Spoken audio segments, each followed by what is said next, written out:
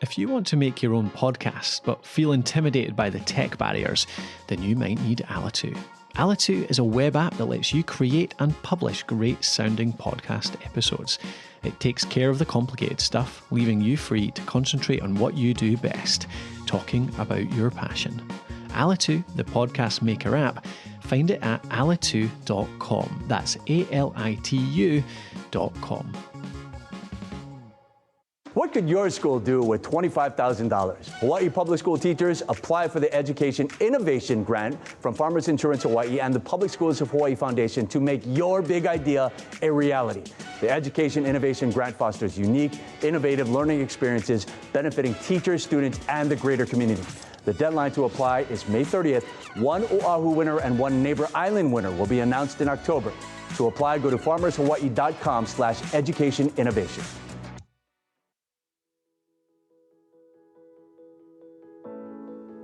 Imagine a place where students use media, creativity, communication, and critical thinking to make stories come to life. A place where authentic audiences are enlightened by the kids who live there. Hawk Media Productions at Kealakahe Intermediate School, located in Kona, Hawaii, is an example of that place where students strive daily for the summit. From school broadcasts, Hiki No stories, community spotlights, and now podcasts, Hawk Media Productions hopes to inspire other schools to get involved in meaningful learning in the community and the world. Believe it or not, all schools have the students, teachers, and community partners to be the spark for what school could be in Hawaii.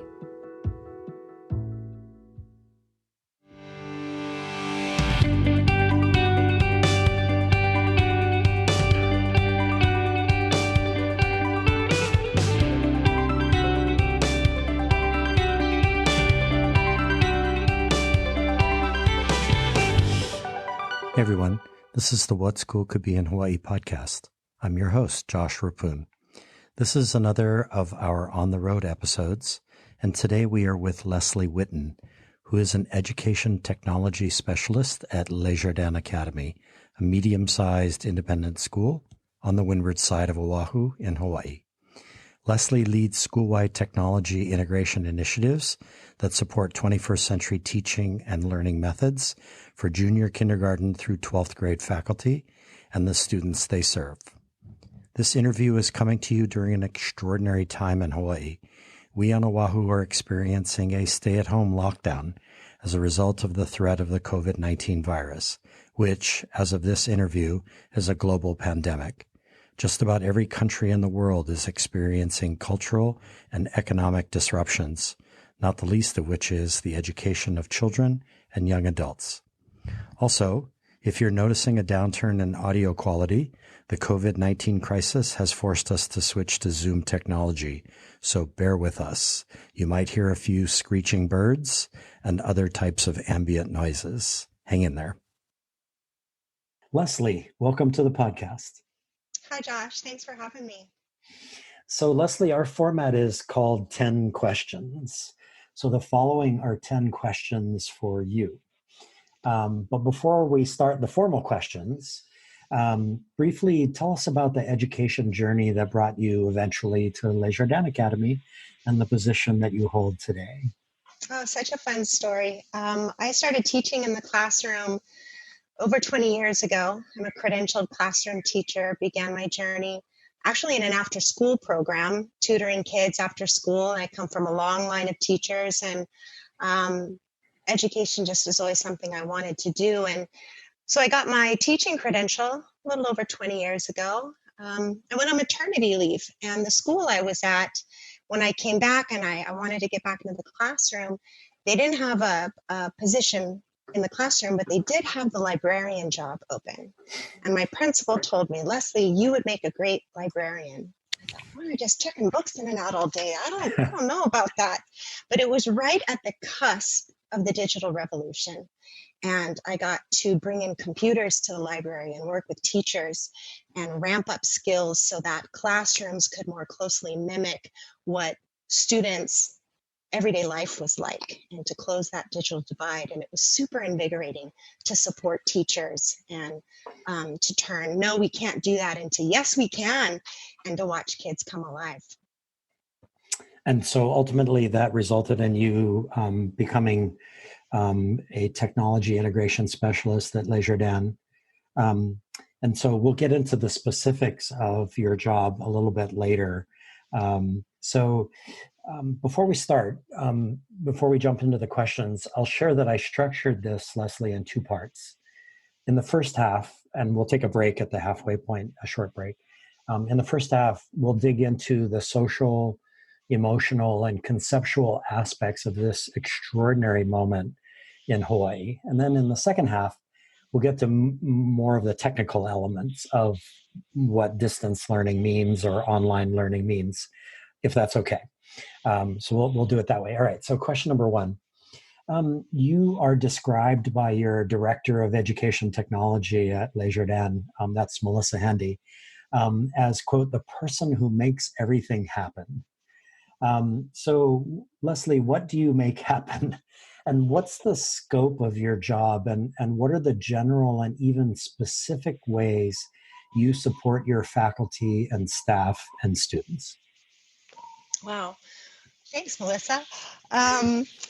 Well, everyone has a different aptitude and a different history with using technology. And I remember being the Luddite and not being able to use the right words, and how I was treated really mattered.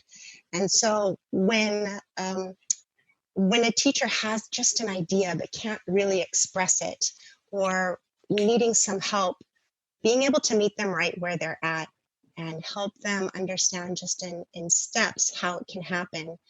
I have a lot of respect for classroom teachers who are building lesson plans and doing assessments and meeting with parents and disinfecting tables and tying shoelaces, that if technology gets in the way, then it just stops. It's not going to continue. So to be able to support in a way that allows them to keep doing what they do best is really what I try to do.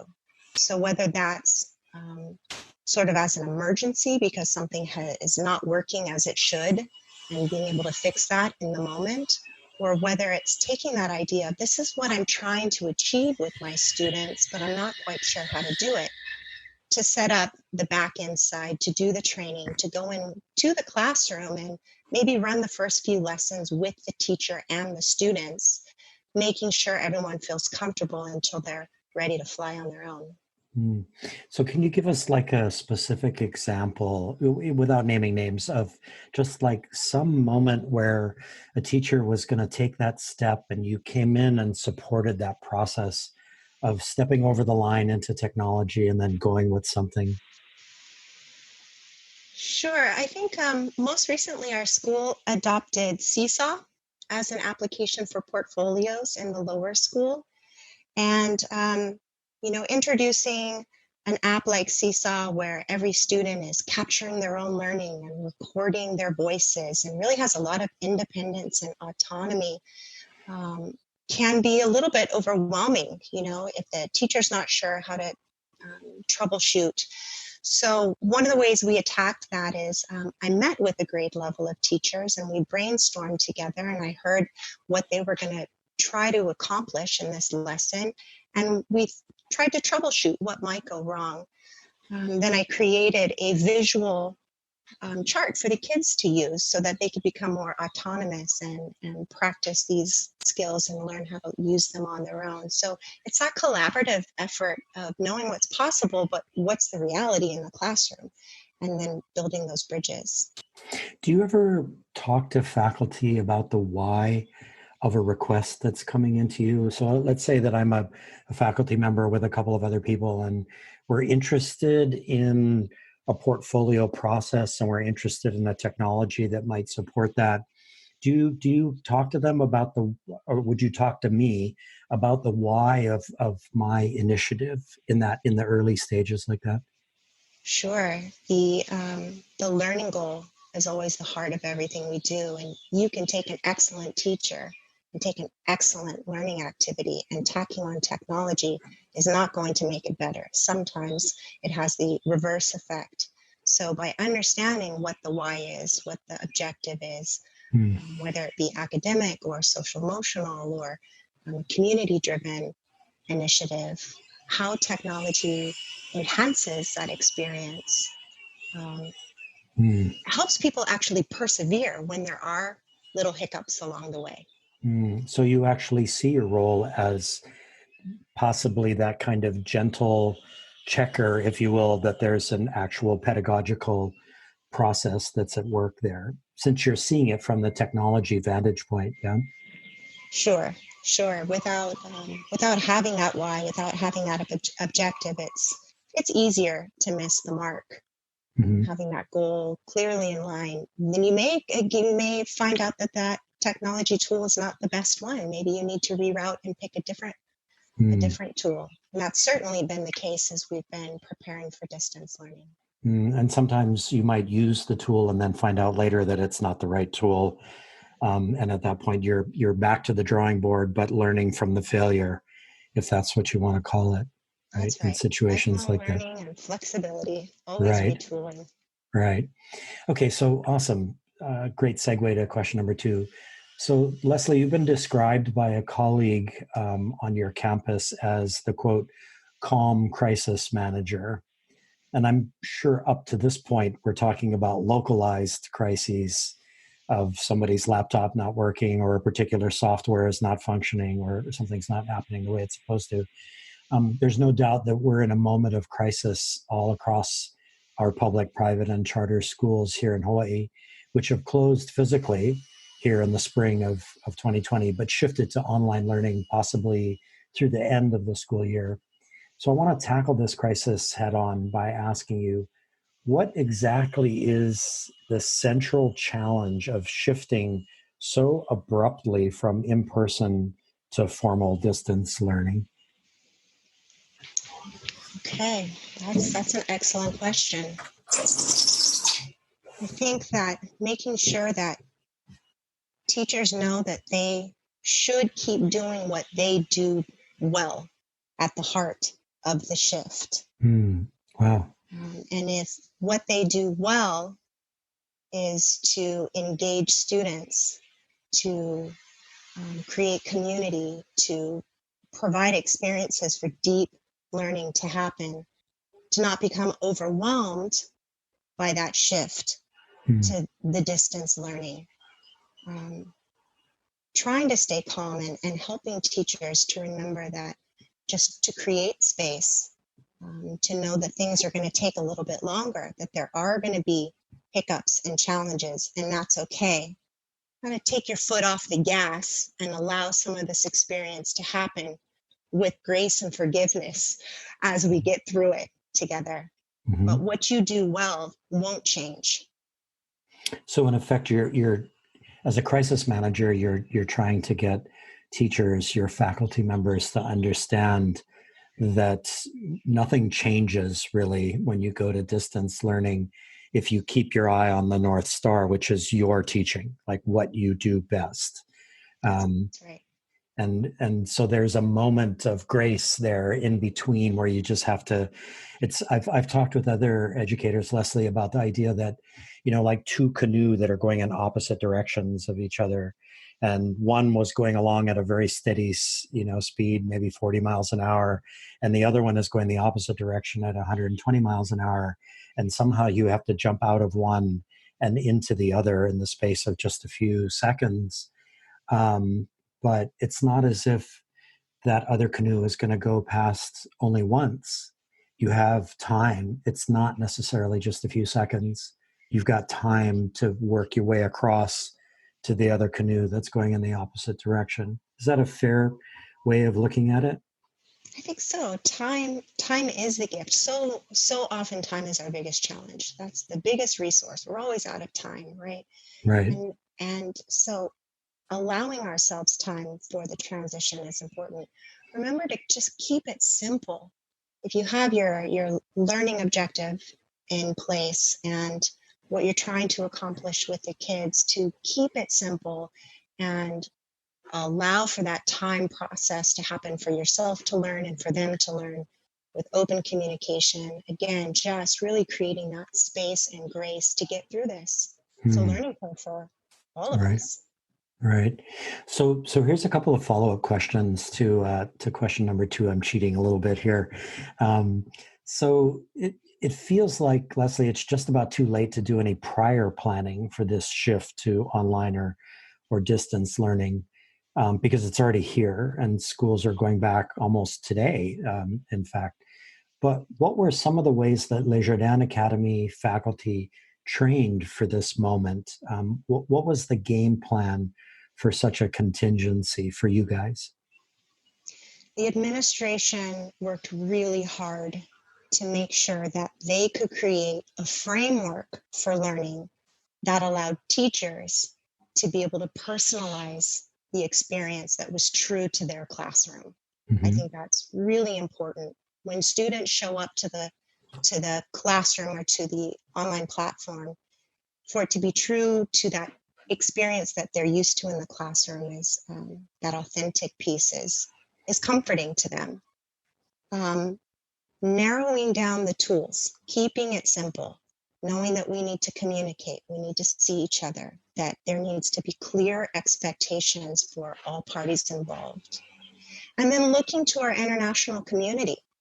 We were lucky enough that we had many schools weeks ahead of us, 6, 7 weeks into actually teaching, and they were generous and opened up their learning process to us. And we got to just jump in where they were 6 weeks down the road and stand on the shoulders of those giants. We have a lot to be grateful for those schools that provided that framework.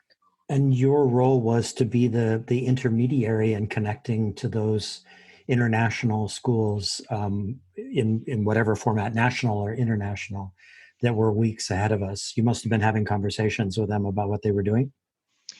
Yeah, they're not just me. Our curriculum coordinators, our principals, our leadership team really dove in deep and hard and fast to connect and to get our school ready as quickly as possible, to try to get ahead of it as much as possible. Um, and being able to see these schools abroad that already had their distance learning websites up, that had already tested some of these tools and went one way and then redirected, to follow their path in the snow, made it a lot easier. Wow. It's just so interesting, Leslie. Just such a fascinating moment. I'm thinking about how schools sometimes, especially K-12 schools, struggle in terms of the conversation that happens between elementary and middle and high school. But what you're describing to me seems like the crisis moment has forced the school to look at its overall framework, what its learning outcomes are, and the way that it teaches, and to treat itself as a whole school, which is often what communities do in a crisis moment. They stop sort of differentiating themselves and come together. Did it feel like that or has it felt like that's been happening at Les Jardins? I think so, definitely. There is a whole community that has come together. And again, it's honoring the differences within that community. So to create a framework where we lean back on the structure of our mission and our philosophy as a school community that parents and students already know. And then to then look at each division and what they're going to need to continue to do what they do well. Wow. And then picking the tools and the platforms that allow that to happen. Wow. Okay, so another follow-up question. It seems way too early to talk about quote unquote lessons learned while a large-scale human tragedy is unfolding in real time. But it's hard to think about anything kind of else right now. And the brain naturally looks for something useful to grab onto, like lessons learned. So in your mind, what are the lessons we need to learn from this black swan moment that nobody thought would ever arrive, but yet here it is? Are there any preliminaries that are worth putting out there that would be useful to people? Well, I wouldn't want to presume to have learned those lessons myself, because we're just about to launch distance learning. It's coming on Monday. We've prepared, but we we put the boat in the water, but she hasn't set sail yet. Yeah. But I can tell you that from the community abroad, the lessons learned are to slow down, Mm. to expect less, to allow families to work through this together. We're Mm. going to have parents who are trying to work from home and be homeschool teachers and have sick children, possibly sick older generations. And to really create the space for us to care for each other. We're seeing that across the board. Communities understanding that education is important. Community is really important, and caring for each other is paramount to all of it. Wow. Wow. That's awesome. So, good segue to question number 3. So, Leslie, it feels like what this particular moment demands is empathy.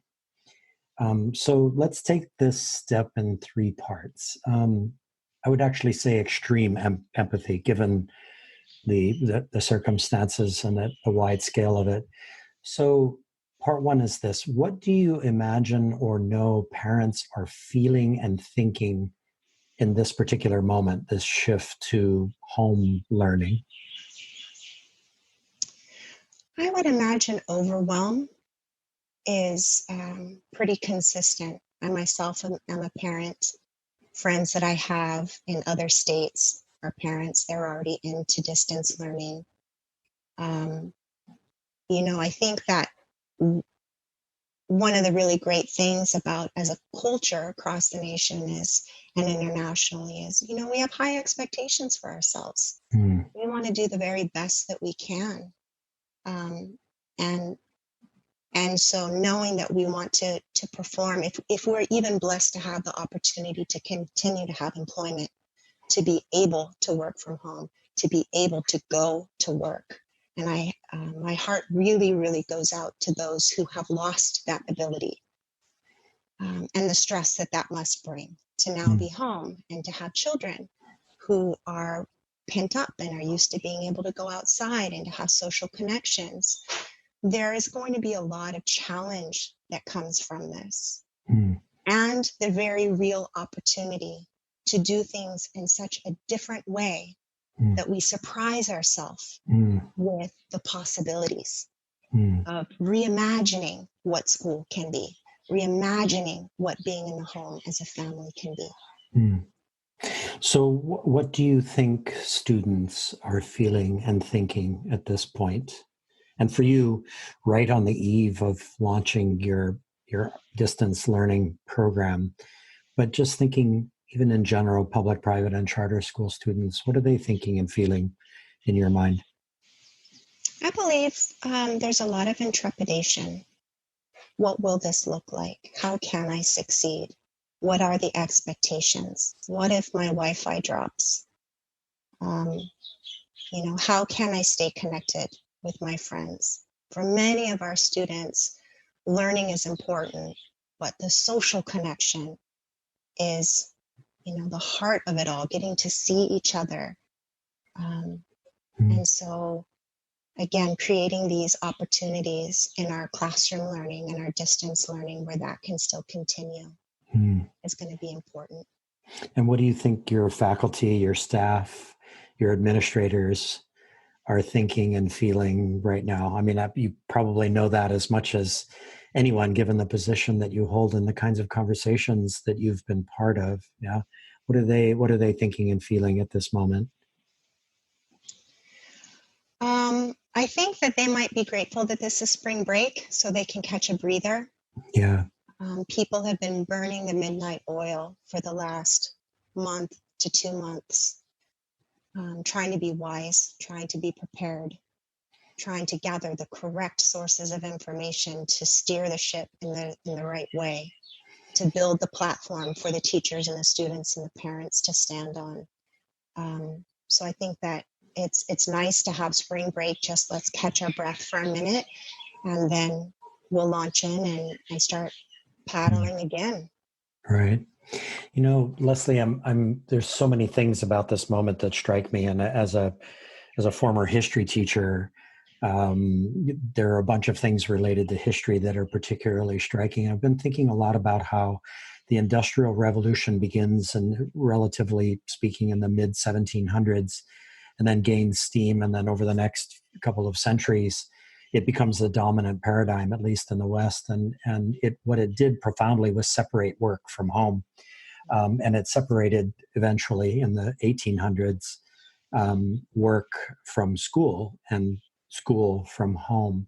So we have a moment that we're entering into here where the whole thing sort of gets blown out of the water, and we're reverting back to a time even before the Industrial Revolution when the phrase "it takes a village" was not cliche. It was the operating system.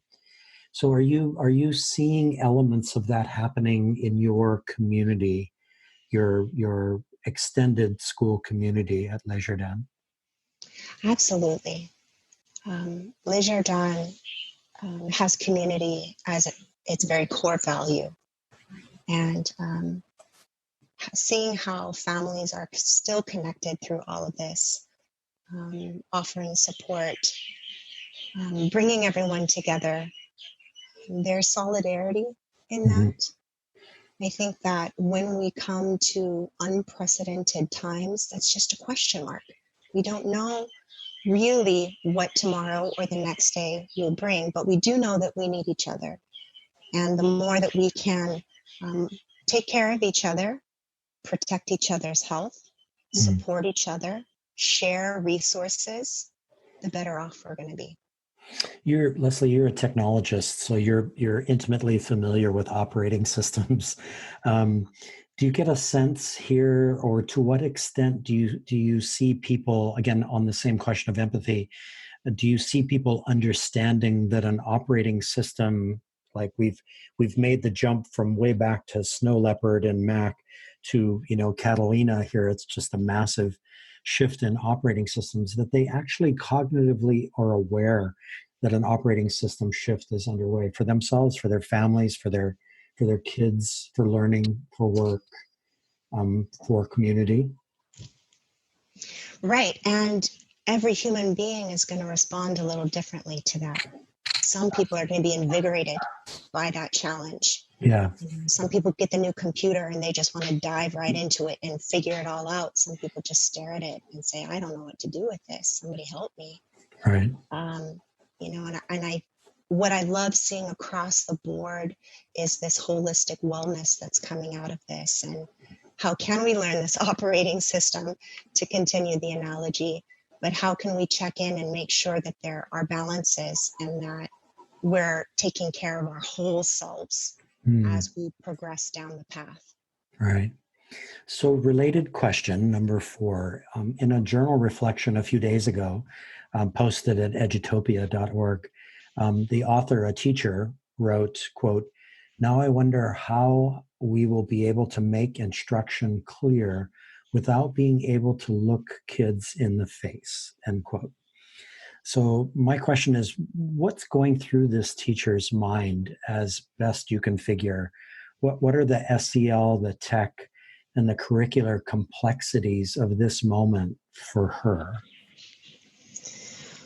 Well, when I heard you quoting that, what popped into my mind was the long-held idea that artificial intelligence or the robots would take over teaching, which we know is not true.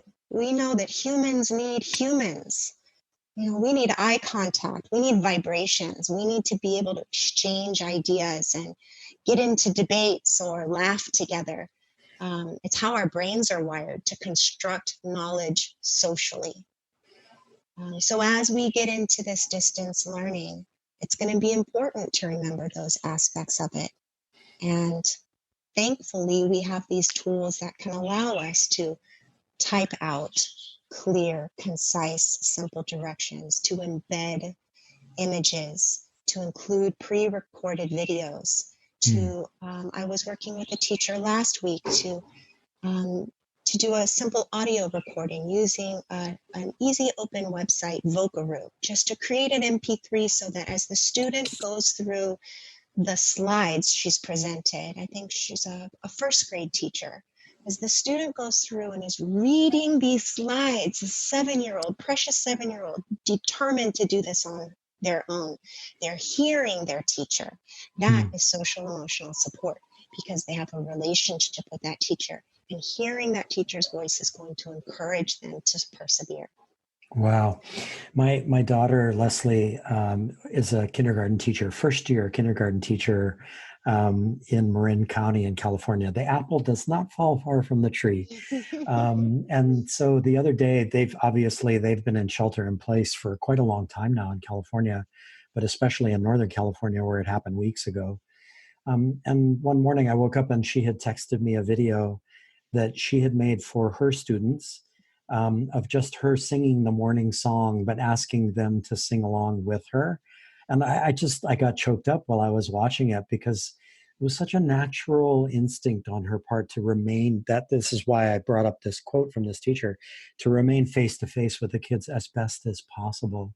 So it sounds like the specific tip that you're offering here is make a video of yourself saying something so that they can keep in contact with your face and who you are and your expressions and all that. And your local technology person can help you do that. That's right. Yeah, maintaining those relationships, and whether it's a pre-recorded audio or video message, or having these great technologies like Google Meet and Zoom, bringing in either a whole class or a small group for a few minutes so the kids can see each other. Right. It's these possibilities are going to help our students in their wellness in the long run, being able to connect to each other. Wow, that's awesome. So, okay, so question number 5, along the same lines, very much an SEL issue as well, but it has a slightly darker kind of negative slant to it. So, because you're that person who's known to be calm in a crisis, and this feels like an important moment to have you address one of the rampaging elephants in the room, which is equity. Emotions are really running high across the country, even across the world, around this subject, and leadership is required. Across Hawaii and the USA, there are large percentages of households that don't have devices or access to the internet. In other words, they don't have the tools to access distance learning. So, Leslie, what do we say about this? What do we do about this from your perch in your school? But as I know you are part of the larger education community here in Hawaii, what are your thoughts about this in this moment? I think in general, this crisis has brought about such a tremendous response from major organizations and companies that can help us, offering free access to services, creating possibility where there was none. If there was ever a time for an organization to decide that they could help, this would be that time. We're seeing it happen. It needs to continue to happen. The digital divide that has been exposed is, their words can't express how serious it is.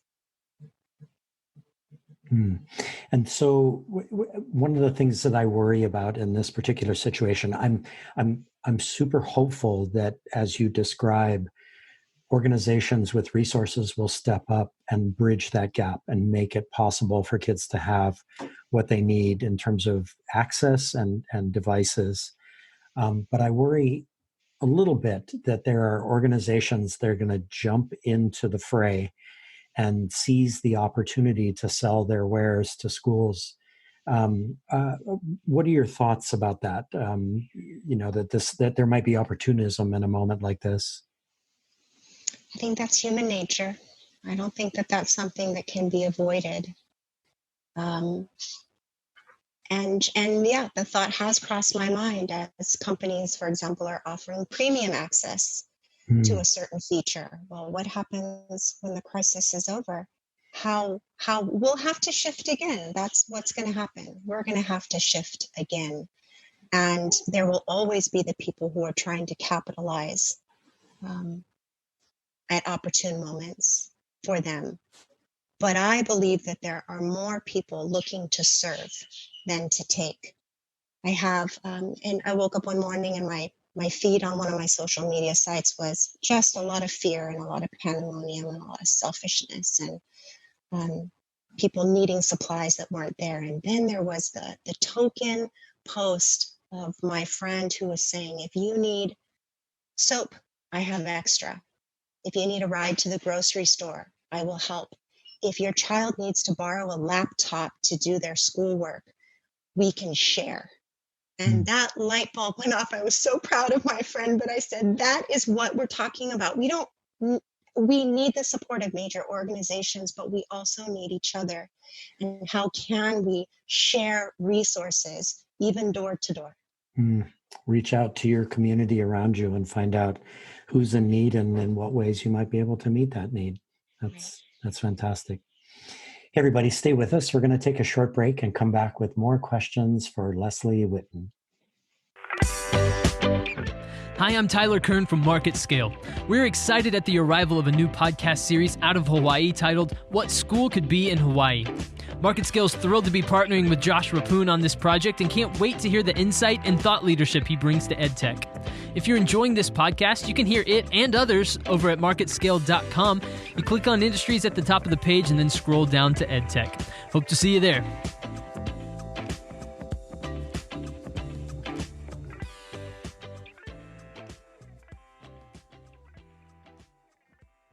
Hey everyone, we are back with Leslie Witten, Technology Integration Specialist at Leisure Academy. So Leslie, question number 6, getting into the more technical elements of online education and noting our radio audience includes professional educators and our communities at large. What is an LMS, or a learning management system? Conceptually, how does an LMS work? And to what extent is the idea important to this particular moment here in 2020? So an LMS is going to be the place that you go to school. It's going to be the walls, the electrical outlets, the filing cabinet, the projector. It's going to be the place where teachers post their lessons, students can find them, where resources can be shared, and where assessments can be made. It is the virtual classroom. And what happens in the spaces that's different, and what happens that's the same when you go to school in an LMS? You know, we've learned during this technology revolution that how things translate in text are not always how we mean them when we speak. So one of the things that's going to change, that does change when we move online, is the quality of communication. So the things that you say need an exceptional level of clarity and scaffolding so that a student of any age or their parent that's supporting them can clearly understand what to do first, second, and third. Some of the things that are the same are knowing where the homework bin is. Where am I going to turn my paper in? How do I ask for help?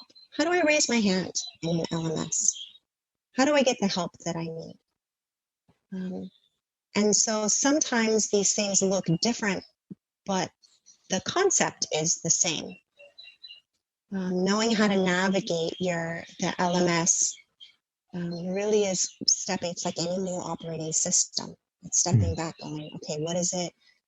I know that I'm trying to do this thing. It just looks different. So how do I operate in this environment of accessing the learning, accessing the resources, asking questions, getting help, turning in my work, getting feedback so I can improve, and connecting with my learning community. So it seems like the DNA for understanding how to do that is sort of already there. I mean, when you make a transition from the 6th grade to the 7th grade, if your middle school is 7th and 8th grade, you're transitioning from one LMS to another, possibly quite different. And yet the DNA is really the same. You just have to figure out where the bins are and what the levers are that you have to push or how to raise your hand. That's so cool to think about it that way, because it reduces stress. You can just think, and then back to your earlier point, which is slow it down, take your time on this thing, take a breath as you go through, and take a minute to kind of figure out the lay of the land as you come into it. That's right. One of the things we're asking teachers to do is the very first thing is just sign on with your kids. Can you see this announcement and say good morning back? Can you watch this video and answer a question? To keep it simple as we take our steps forward. And then you'll know when you can speed up, because you'll have that foundation of skill with your students. And at the same time, you might be, or you might not be, but very likely you might be a parent who's starting to do distance work because you can't leave your home. So in effect, you're figuring out two things at the same time, but they're so similar to each other. As I've watched my wife she's a publisher of a business magazine, convert from working in an office and leading a team in a physical space to leading a team, using a particular video technology. It's just incredibly fascinating. They're figuring it out together as a collective brain. But there's also those hilarious moments where the cat walks over the keyboard, or, somebody accidentally keeps their camera on when they go to pee, or something like that. It's just, there's lots happening in that moment. I guess what I'm picking up from you is just really pay attention and be present in that moment and kind of see what's going on as it unfolds in front of you. That's right. To engage your students and to start simple, to take it slowly, to allow for frustration and to normalize it, right? To really honor the experience of each person, including your own. The cat jumping on your keyboard, or the bird outside my window right now squawking so loudly that I'm hearing audio. Like, it's just, these things are going to happen. So more patience and humor. We can interject. We can all make a ton of memes off of what's going to happen in these next few weeks. There's going to be an explosion of memes. There's no doubt about it. Awesome. So question number 7, and this is kind of along the same lines. So Leslie, let's say that you're a traditional, quote unquote, music teacher or science or math or history teacher, public, private, or charter. And by traditional, I mean direct instruction at the front of the class, more or less, assessment by traditional means via tests or papers, and possibly a project, a semester-ending project. So I'm painting uneasily with a broad brush here. I mean educators that have not embraced education technology innovations, especially any form of distance learning. These are educators who might be particularly stressed by a shift away from the physical classroom. So the speed of COVID-19 means that there's literally no time for these folks to adjust. So we've kind of touched on this a little bit earlier, but what are two parts to this question? What are the words of wisdom to them as they suddenly realize, that the moment is here and there's no delay? And then, what are two specific things that you would want them to do in that moment? Really specific things that you would want them to do that kind of normalizes the experience for everybody involved. Okay. The words of wisdom that I want all teachers to really take to heart is that what they do well, and they can continue to do that. This shift is going to be challenging, but it is not going to diminish their value as an educator. The two things that I would recommend. The first thing I would say is to take on a challenge. Be open to trying one new tool. Mm-hmm. One new tool. So if you're used to delivering certain expectations, you're used to having students interact with a learning medium, be it a textbook or class lecture or more of those traditional forms, all of those things are accessible from your online platform. What is one thing that you can do to create connection? The connection is going to bolster your students and support them in their social emotional learning and allow them to connect with the human side of learning. So using a tool, for example, like Flipgrid.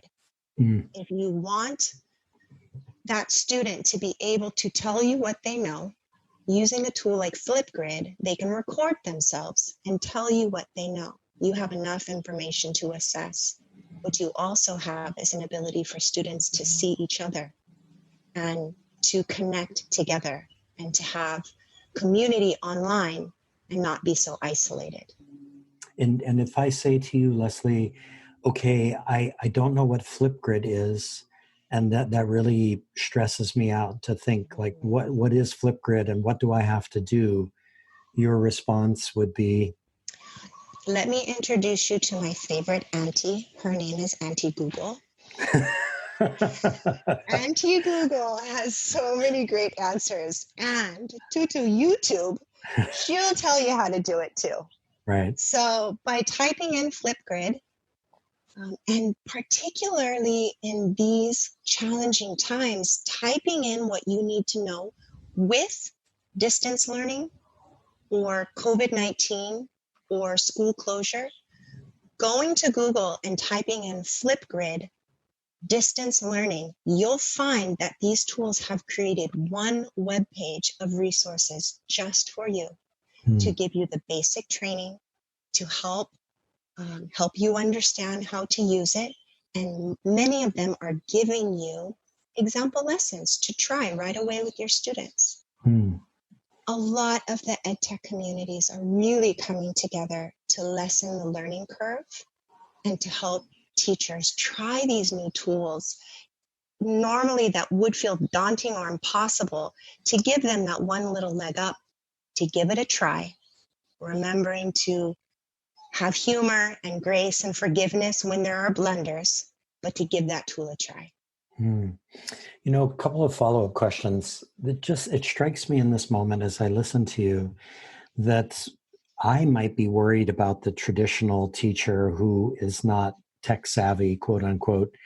But really, on the other hand, it might be the faculty member who's been doing project-based, problem-based, challenge-based, inquiry-based, product-based learning, that they also might be pretty stressed out by this moment because it's just as much of a paradigm shift for them because of the extent to which they rely on kids being in a physical space working on projects or working on challenges. What do you think about that? I would agree. And in fact, Leisure Darn Academy is highly collaborative and inquiry-based and project-based, problem-solving based. And one of the things we're very clear about is the magic that we're able to create in our classrooms is not going to be 100% replicable in a distance learning scenario.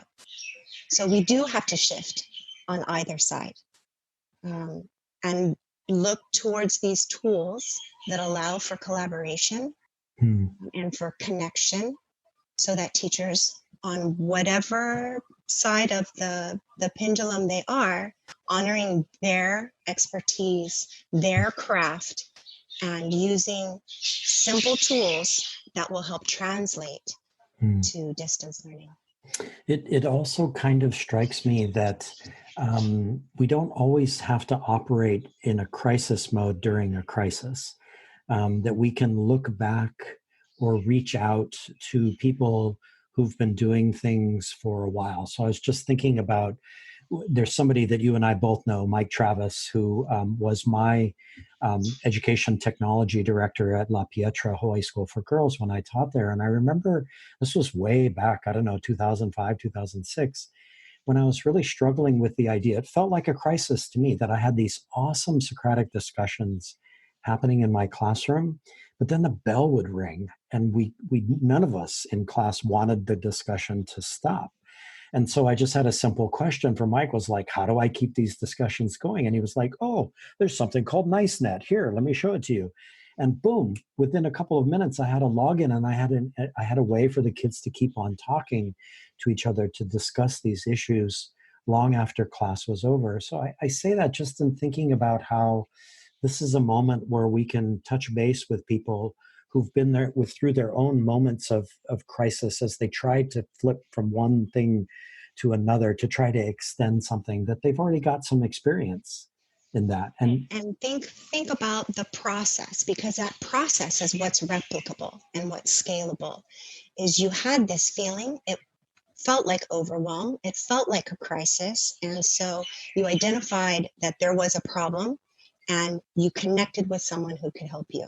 mhm, So as teachers, you can connect with your curriculum coordinator, you can connect with your partner teachers, your the administration, your support staff, your professional learning network. Connect with these people that you know and be vulnerable about what you're experiencing and allow for other people's input to come in and be a risk taker. Try mm, one thing with your students, knowing that it may fail, and that's okay. And we can try something else if that's the case. It may mm. also be spectacular. I think what worries me a little bit is that let's just take a large high school like James Campbell High School, which is the largest public school in the state. I worry a little bit that there is no intimate IT director or technology specialist like you to reach out to. But then it sounds like you would just say go back to anti-Google again, or to YouTube, right? Because you do have a technology specialist. They're out there in droves, and they have a lot to offer. Very much. And that community is stepping up in massive ways. Um, if people ever use Twitter, just hashtag EdTech is going to get you a lot of connections to people. Right. A Google search. One of my favorite PLNs for a very long time is edweb.net, and the tutorials that come from that and the communities of learning, the professional communities of learning. There's a lot of resources out there. So if you don't have that built into your school, consider tapping the digital community. At some point, Leslie, I'll have a side conversation with you about something that Ted Dintersmith, who's the guy who inspired this podcast with his book, and Sir Ken Robinson have been working on for a year. It's called Go Boundless at goboundless.org. So it's a PLN project, and I'm super excited about that. To your point, the professional learning community doesn't have to be on your campus. It can be quite extended. It could be anywhere in the world, really, if you just reach the resources. That's great. So question number 8. At first, as we all contemplated going to online instruction, at least I was trying to pay as much attention as possible. So there was almost no talk of tests, ranging either from quizzes all the way up to the mega SAT. And then just a few days ago, really, or a week ago, all of a sudden, we're hearing that tests are out or optional, or as in the case of APs, suddenly they're shorter and online and only focusing on the early part of the course or something like that. And I will raise my hand right here to our radio audience and confess that I'm not a fan of tests as a way of measuring success. So I see this as a pretty stunning moment. So what are you doing at Le Jardin to prepare your faculty to assess learning in a moment like this, where you can't gather the kids together and deliver a summative assessment or even a formative assessment that's done synchronously together? What are you guys doing to get ready for that? I'm going to get back to you in a couple of weeks on that when we're actually in the assessment mode. No, I think that as an international baccalaureate school, we have been big proponents of feedback and rubrics.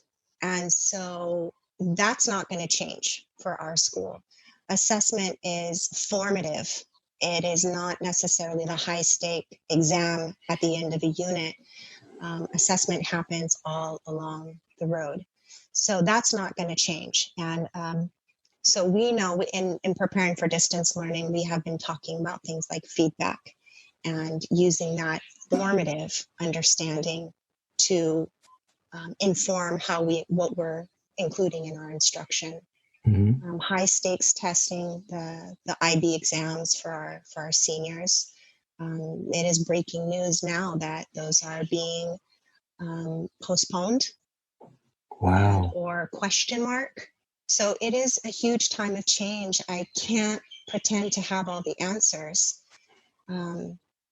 But it does bring up the question of how do we assess? How do we know what kids have learned? And is it a multiple choice test? Is it a student on Flipgrid telling me the things that they've learned?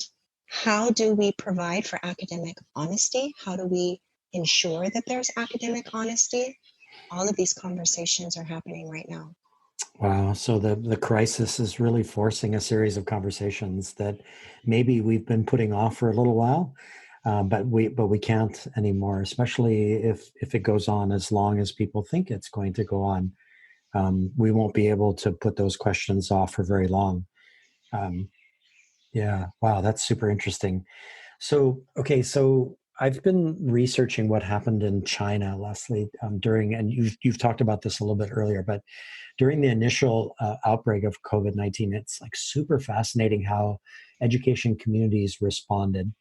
Many of the conversations have been around synchronous versus asynchronous learning. Synchronous means occurring at the same time, asynchronous means occurring at different times. So, to your educator colleagues out there in Radio Land, talk about the challenges of these two concepts in the context of a shift to distance learning. Right. Those are the buzzwords right now. Yeah. How do we create successful learning environments? And it's different for every teacher. It's different in different grade levels. A combination, perhaps, is going to be successful. There's challenges and rewards in both of those scenarios.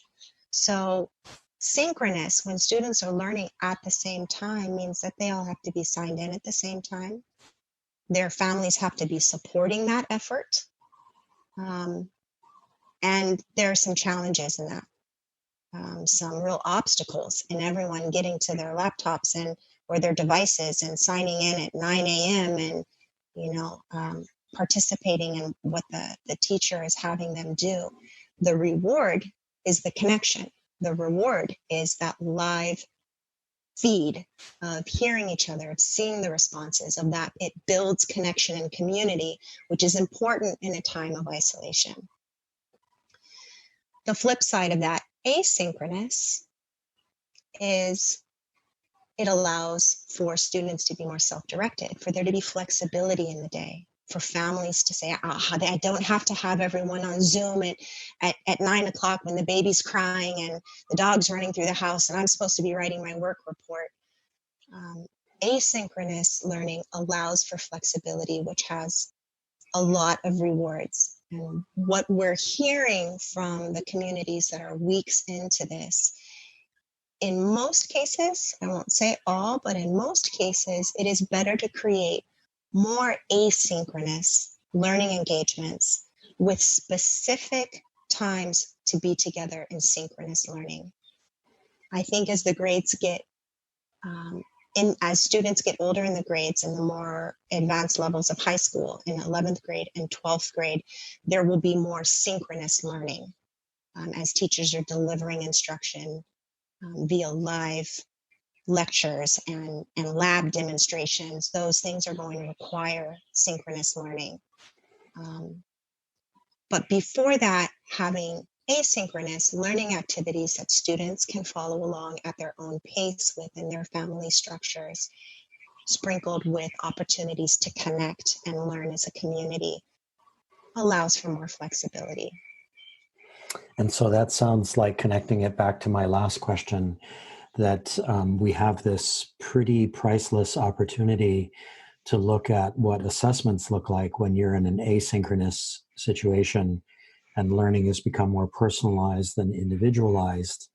And for faculty members, that's a very interesting process to go through. So what are some of the nuances of that for a faculty member, connecting those two together? Sure. I mean, imagine being a teacher, whether it's your first year or your 20th year, where you need to deliver an assessment and you're used to your kids coming into your classroom and sitting at their desks, and you hand out the assessment for them to complete and turn in, and then you're used to grading that. There are some ways that technology can somewhat mimic that, but that is a shift. Um, and how teachers want to go about that is a very personalized experience for them. Comfort level for teachers. Again, creating that authentic learning experience that teacher brings, while balancing those challenges, is part of the quest. I remember, again, going back to my own experience as a teacher, that when I was at La Pietra, mobile devices hadn't arrived yet, believe it or not. I was working one-to-one with laptops, but not mobile devices. And if my students were writing a paper, they all got turned in on the same day, at the same moment on that day. But later, when I went to Iolani and taught there, I was one of the team of people that helped Iolani go one-to-one with the iPad. All of a sudden, that process of turning in the paper it completely changed on a dime for me. So you were required to turn in your paper, but for me, that became a very fluid process of, here they come. They're coming as a PDF. I'm going to use an annotation program, a software, to annotate it and send it back to you. So I'm not looking at a stack of papers anymore. I'm actually just watching them come in and evaluating them. And you're getting it back when I'm done, rather than me standing in class and turning them all back to people, which has always been a moment fraught with peril, right? Because people are getting their grades and all of that. So it seems like we have a highly nuanced moment here where we can explore some of those things, but a little bit low stakes, because we're all being mostly gentle with each other about the fact that we're going through this. And it sounds like that's what's happening at Leisure Dan as you guys go through it. Breaking news is breaking news, right? You got to deal with it. Yeah, I think so. And again, it comes back to this reoccurring theme of space and time. Yes, there's a due date, and there's a period that, an end time, that whether it's, when the bell rings at 2:30, that the test is over, or whether you have until midnight to submit it. It's allowing a period of time for students to be able to turn in work, because we cannot anticipate what their home life is going to be like as they try to accomplish these tasks. One of my first experiences with online learning was in my graduate program and taking online classes. And how do you have a conversation with people asynchronously? How do you turn in papers? What is a due date all of a sudden? And it's not just at the end of class, it's you're given a time frame, and it's that space and time that is the reoccurring theme. We can do so many of the same things, but allowing for a space and time for it to happen. There's a couple of things I want to ask you about. One has to do with professional development, but before that, I'm working on several projects, and all of us together, and we're now starting to use Slack, which is an organizing tool. I am so struck by the synchronous and asynchronous elements to these tools. And I'm thinking that, again, a silver lining of this moment is that kids are going to emerge out of it maybe a little bit better prepared to work in environments where tools like Slack are the operating system, and that there are synchronous and asynchronous elements to Slack. You might have a flurry of messages that happen all within a minute, or you might post something and then you have to sit and wait for a day before somebody replies to something that you want to reply to right now. It's just so fascinating. So do you get a sense that coming through this, that we will be maybe a little bit better off because the kids will understand, everyone, the adults and the kids together, are maybe getting a little bit closer to the way, quote unquote, the real world actually works? Well, I certainly hope that we're better off at the end of all of this. There's a lot of room for some wonderful things to come out of this, and understanding how we can work as a team and sort of fits and starts, and not everyone's moving at the exact same space or the exact same pace on the timeline, but the flurry of activity there, the elongated time here, the quiet, the non-communication, because that person is working and getting something prepared to then bring back to the table, and the synergy that comes from that. It is a different experience. And And some work environments will mimic that. Some work environments will continue to sort of follow the same flow. But anytime that we're given an opportunity to try a different cognitive process, a different experience to expand our tool set, we are better off for that. Awesome. So, wow, here we are, question number 10. This has gone by super fast. So Leslie, this last question, I confess, sometimes I can be a worrywart. And so it's not a negative question, but there's a worrywart quality to this. I'm worried not about traditional teaching, meaning direct instruction. And with absolutely all due respect, I don't see direct instruction as particularly difficult to do online versus in the classroom. There are some adjustments that need to be made, but it's a pretty straight path. I'm worried about the gains that have been made in the past decade by folks who are practitioners of project-based, problem-based, challenge-based, essential question-based, product-based, place-based, culture-based, personalized, individualized, inquiry-based teaching and learning.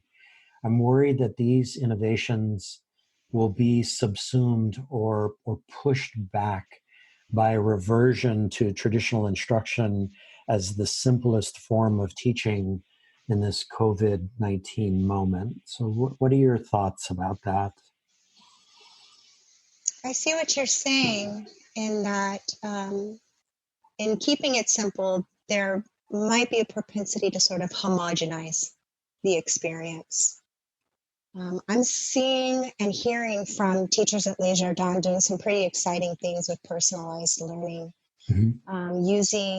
heavily using choice boards, creating podcasts and audio casts for their students to choose from, creating resources, finding resources, asking students to make resources that allow, that allow for personalization and differentiation in how students want to learn and express the learning.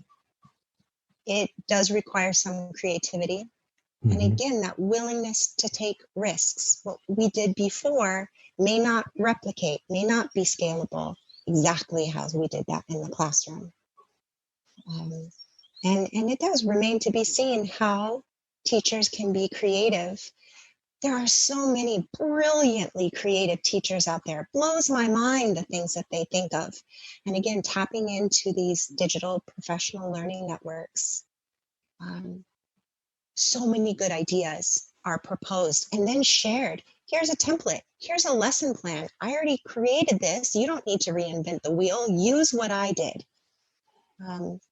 So I think, a large part of that is being open to the changes that will come and to lean into it. A lot of times when there is change, there is resistance or some fear. But actually, fear can create massive amounts of synergy and creativity if you lean into it. What is possible? Who can I talk to? How can we connect? And it doesn't even have to be adult to adult. Turning to your students, this is what we did before. I don't think this is going to work. Who has some ideas? Oh, they're going to have some ideas and take ownership of that learning. So one last follow-up question, because I hate to let this go. So ever since I saw Most Likely to Succeed, Ted's Dintersmith's film, and I first saw it in, I think, August of 2015, and then I began screening it here in Hawaii along with some other people. Ever since that moment, and then after he came out with his book, What School Could Be, in April of 2017, I've been all over the islands, every corner of every island practically, and I've been saying that the genie is out of the bottle and you can't put the genie back in the bottle again. That 21st century teaching and learning, to use a pretty cliche phrase at this point, but with much meaning, is out of the bottle and it can't be put back in again. And I guess the worrywart element of me thinks that a black swan COVID-19 moment like this could stuff it back in the bottle again. But you've just assured me that likely won't happen because people believe in what they're doing. They're professionals, whether you're traditional or non-traditional, they really believe. So I guess the follow-up question is, what are some of the specific ways that educators can be in touch with each other in order to to sort of gain solidarity in the work that goes forward under trying circumstances, like, for example, Twitter or things like that? What are some specific things that people could take away? There are communities, online communities on different platforms. So Twitter, there are many, many, many different communities on there. And if you will open up Auntie Google and ask her to search for Twitter communities with your particular subject or your grade level, that's a great way to start. When I first started with Twitter, I found it overwhelming. There was a lot of information. I shifted gears and looked at Facebook. That was something more familiar to me. And I found equal communities in Facebook. I also, again, big shout out to edweb.net that has been with me a very long time. It was my first professional learning network, and I still belong to those communities there. Another really vibrant, wonderful, supporting community in terms of understanding technology and its value is the ISTE community. And becoming a member there and using their professional learning networks is a part of my weekly routine. Again, educators are so eager to be creative and to share that even just a little toe in the water, you will get many ideas and resources. I know that ISTE is in July, right? Normally, I'm really hoping that they don't just cancel, but that they completely retool the conference and develop it as a massive festival of teaching and learning that happens when you can't leave your home. If there's any organization in the world that can do it, it would have to be ISTE, right? That's right. They're the role models. Yeah, absolutely. That's awesome. So Leslie Witten from Le Jardin Academy here on the windward side of Oahu, thank you so much for being part of this conversation and for being part of the on-the-road edition of the What School Could Be in Hawaii podcast. This has been great. Thanks so much for having me.